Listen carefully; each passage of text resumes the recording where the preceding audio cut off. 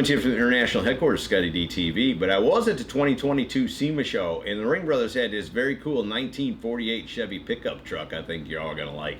Let me get the camera turned around. We'll take a quick look at it. Jim and Mike Ring, how are you this morning, guys? Good, Scotty. Man alive. A couple years ago we were talking, and you told me, we won't have anything at SEMA next year, Scotty, but 22 we're going to roll, and we're going to have 4 or 5 of them. And man, you all just absolutely brought a truckload of cool. And this 48 Chevy pickup truck, I got questions for days. I mean, there's nothing like it. I mean, first, just tell me, how does an idea, a concept like this get started? Well, it's kind of funny. The owner is actually from Wisconsin, and he's got a bunch of, he does this Lake of the Ozark boat stuff. You know, these guys that like to do 200 miles an hour in a boat. But he had these crazy 2,500 horsepower engines out of his boat that he didn't like in his boat, and he's got a good friend of his that tinkers with cars and builds a lot of stuff, and he basically loved his friend's rat rod, absolutely loved it, and wanted to build a rat rod on one of these boat motors. Well, we actually got together with Gary Rago, and he did an initial rendering of something we thought would cool with them, one of them crazy motors in it. They were twin supercharged, 2,500 horse, just the most radical engine you ever seen. And we started looking at it, and the motor was higher than the truck, or almost as high, with the oil pan dragging. So basically went back to him and just said, look, I mean, we really want to build this vehicle, but this motor ain't going to work. And he got really frustrated at that point and said, we're not doing it. We're done. Literally a couple years went by, and we get a call out of the blue, and he said, hey, I want to do this truck. He said, my buddy has this motor, which he was going to go to drag week with, and I bought the motor from him, and this is what I want to put in it. So that's really how that project started. What was the motor? The second one, the one that's in it? Yeah, the one that's in it. What'd you end up running? Well, it's a 510-inch LS built by Scott Goodwin. He's an engine builder up in northern Wisconsin, north of us anyway.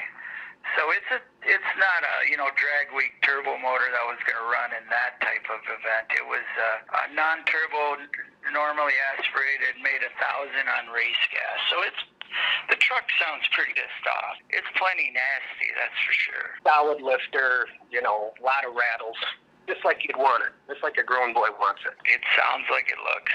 Now I'm getting it. So this started out as a rat rod kind of an idea, but this is what Ringbrothers think of when they think of a rat rod. Well, it's funny because he calls it his rat rod, so he can call it anything he wants.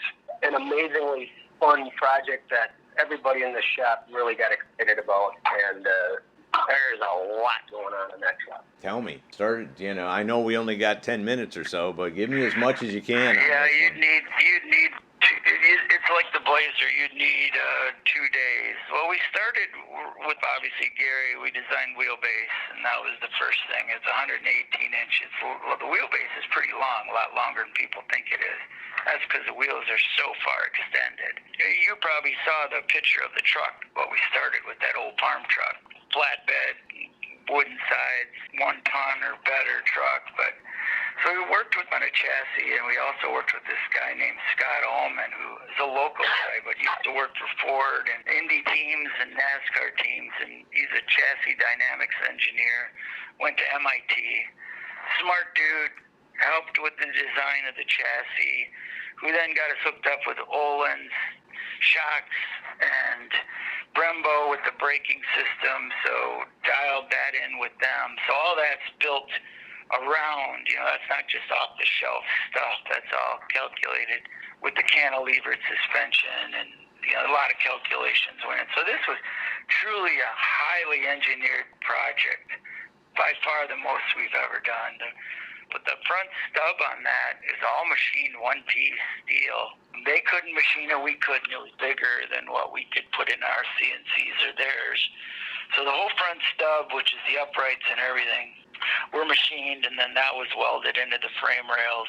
It runs a torque tube out of a Corvette, and if you notice, we torque tube and wrap that in carbon with the transaxle in the rear. And with the trannies in those, typically it's like a 4L 65 or 60 that Corvettes come with. But Mark Bowler worked with the guy that does a lot of road race Corvettes. So it's got a 4L80 in it now. We bought 911 Porsche old uprights, and we scanned them so we could use all Porsche bearings, and then we pressed in all the Porsche stuff, and it has true pin drive Porsche wheels on it, true knockoff wheels, not and hub adapters or anything like that. We machined all those in-house, all the cantilever in-house. So all the sway bars were calculated, they were all done. The truck is all carbon except for the cab that we chopped 4 inches, narrowed 4 inches, lengthened 2 inches, and then wedge cut it. Like the grill's carbon, the hood's carbon, all the inner structure we made. It's completely belly panned. It's got air shocks on, or air struts on it to lift the truck, like if you wanted to pop the wheels off, because we have to put it in a trailer. It's so wide. It's 84 inches wide. The shifter, if you looked at it, we made it all in-house. It's all titanium. It's really cool. It attaches to the torque tube. All the pedal assemblies we machined all titanium. The dash is all machined and then pulled off of carbon. The seats were machined and molds were pulled and made out of carbon. Even the seat foam was machined to fit in to the pockets into the seats, because leather is glued directly to the foam, and if you look, you could never carve that foam that smooth just to glue leather to it. So there's so much detail in that truck. Jim could probably go on and on too from what I've said.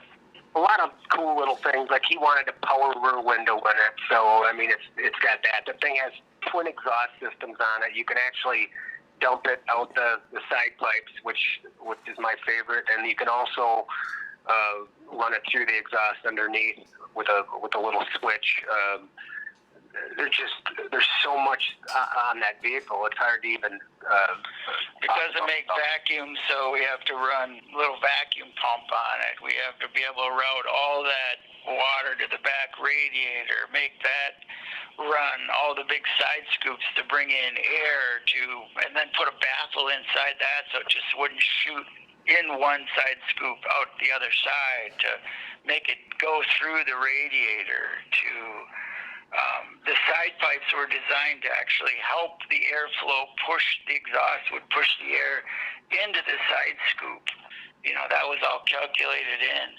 The way the belly pan is, they designed with the diffuser to make, what did they say, 800 pounds of downforce at like 180 miles an hour.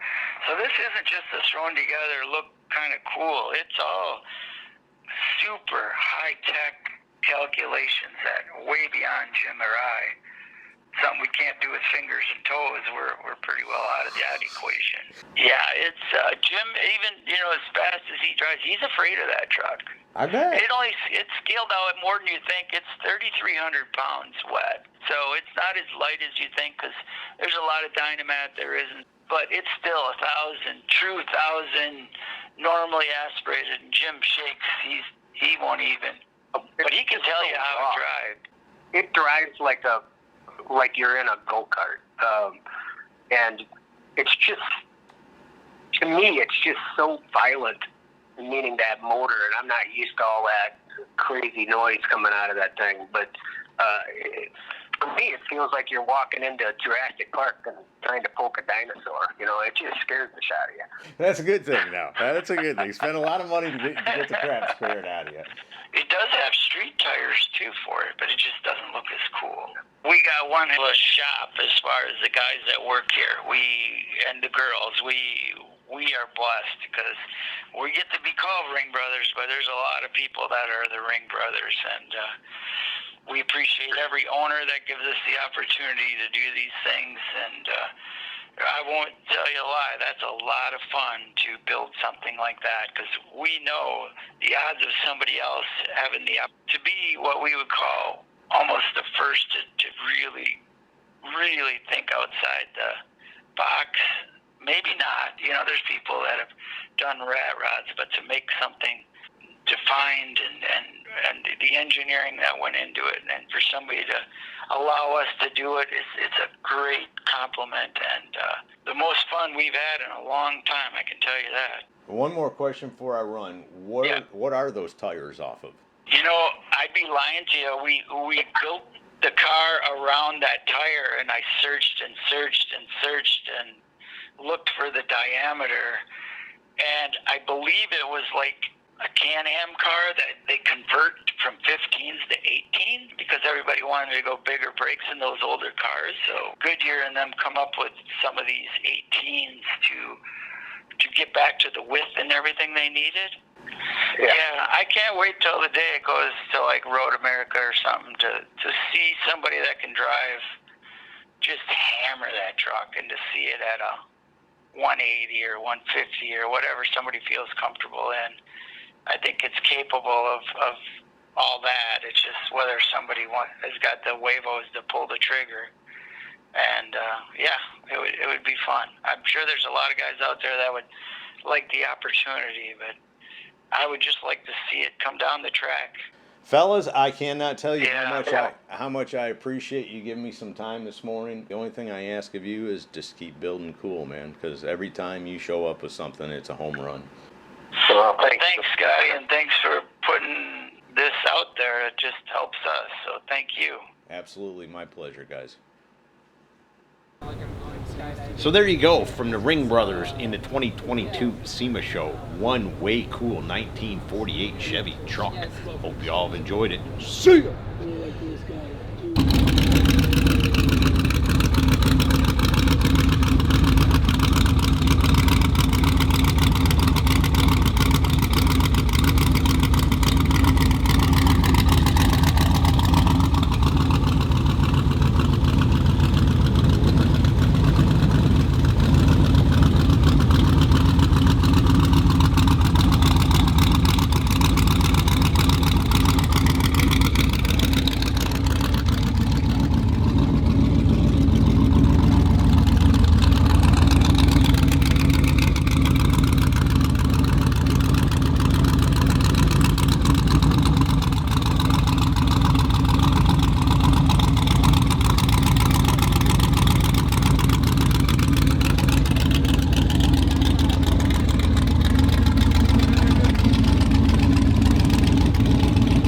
Hey y'all, make sure you subscribe to this channel and visit ScottieDTV.com for an easy way to search the hundreds of videos I have posted. Either click the link in the description or the one at the end of this video.